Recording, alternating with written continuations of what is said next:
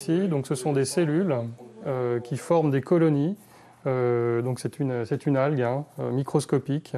Chaque cellule fait à peu près une dizaine ou une vingtaine de micromètres, donc c'est tout petit. Toute petite, mais très invasive. On l'appelle Urogléna. Cette algue nuisible s'est propagée sur le littoral lémanique les 6 et 7 septembre dernier.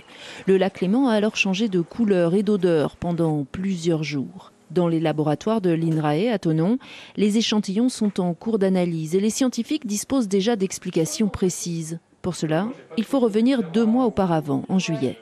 Vous avez eu des pluies torrentielles fin juin et début juillet, donc qui ont vraiment amené une quantité de matière terrestre, des apports terrigènes dans le lac qui a été massive. Le lac à ce moment-là était vraiment marron. Donc ça c'est la première chose. Et puis la deuxième chose, c'est que le lac il a monté de 80 cm, si bien que les plages ont quasiment disparu et l'eau est arrivée au niveau des sols. Substrat idéal pour le développement de cette algue qui n'est pas toxique mais permet d'alerter. On peut dire que c'est un peu une sentinelle qui nous dit qu'il faut faire attention. On a un environnement, on a un écosystème, le lac qui est quand même assez sensible au changement.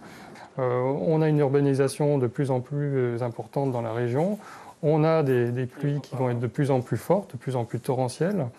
Ça, c'est des choses à prendre en compte. Et il faut avoir des politiques vigilantes par rapport à ce genre de phénomène.